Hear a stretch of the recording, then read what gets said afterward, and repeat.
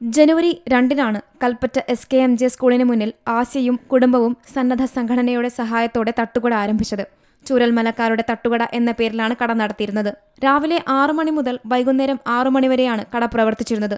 എന്നാൽ നോട്ടീസോ യാതൊരു മുന്നറിയിപ്പോ ഇല്ലാതെ ഇരുട്ടിന്റെ മറവിൽ നഗരസഭാ അധികൃതർ കട പൊളിച്ചു മാറ്റിയെന്നാണ് ആരോപണം. ഞങ്ങൾ ഇന്നലെ രാത്രി 1:30 മണിക്ക് ഞങ്ങൾ കട അടിച്ചു പോകുമ്പോഴൊന്നും നമുക്കൊരു പ്രശ്നങ്ങളൊന്നും ഉണ്ടായിട്ടില്ല. ആരും നമ്മളടുത്ത് കട പൊളിച്ചു മാറ്റാനൊന്നും പറഞ്ഞിട്ടൊന്നുമില്ല.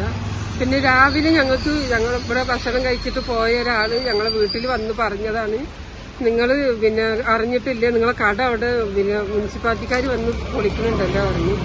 അങ്ങനെ തന്നെ ഞങ്ങൾ കുട്ടികൾ വണ്ടി എടുത്തിട്ട് ഓടി വന്ന് നോക്കുമ്പോഴത്തേനും എല്ലാം പൊളിച്ച് അവർ ട്രാക്ടറിൽ കയറ്റിയിരിക്കുന്നു, സാധനങ്ങളൊക്കെ ട്രാക്ടറിൽ കയറ്റിയിരിക്കുന്നു.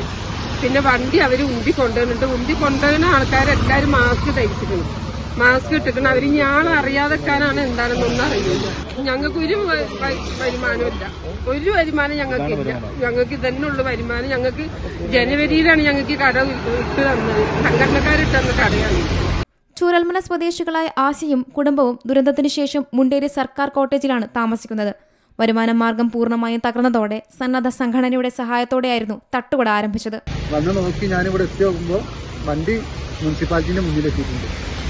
3 സിലിണ്ടർ പുറത്ത് ചങ്ങല വെച്ച് പൊട്ടിയതാണ്, അത് പൊട്ടിച്ചിട്ടാണ് കൊണ്ടുപോയിട്ടുള്ളത്. പിന്നെ ടേബിള് കാര്യങ്ങൾ ഇതൊക്കെ ഞങ്ങൾ പുതിയത് വാങ്ങിയതാണ്, കടം വാങ്ങിയതാണ്. ഇത് അന്നാണ് കച്ചവടം ചെയ്തിട്ടാണ് ഞങ്ങൾ ആ പൈസയൊക്കെ വീട്ടുന്നത്. ഞങ്ങൾ വീട്ടിലെടുത്താൻ ഒന്നുമില്ല, ഞങ്ങൾക്ക് അന്നാണ് ജീവിച്ചു പോകാനുള്ള ഒരു വരുമാനത്തിന് വേണ്ടി തുടങ്ങിയതാണ്.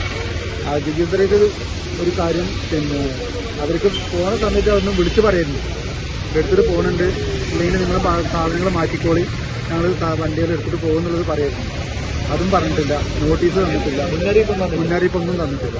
വരുമാനമാർഗം ഇടിഞ്ഞതോടെ കടുത്ത ആശങ്കയിലാണ് ഈ ദുരിതബാധിതർ. തട്ടുകട നടത്തിയിരുന്ന വാഹനവും സാധന സാമഗ്രികളും നഗരസഭ അധികൃതർ പിടിച്ചെടുത്തിട്ടുണ്ട്. അതേസമയം കടയിൽ നിന്ന് സ്കൂളിലേക്ക് മാലിന്യം തള്ളിയെന്ന പരാതിയുണ്ടായിരുന്നുവെന്നും അതാണ് തട്ടുകട പൊളിച്ചതെന്നുമാണ് നഗരസഭയുടെ വിശദീകരണം. C Malayalam news, Wayanad. ഏറ്റവും പുതിയ വാർത്തകളും വിശേഷങ്ങളും വിരൽ തുമ്പിലറിയാൻ സി മലയാളം ന്യൂസ് എല്ലാ ഡിജിറ്റൽ പ്ലാറ്റ്ഫോമുകളിലും ലഭ്യം.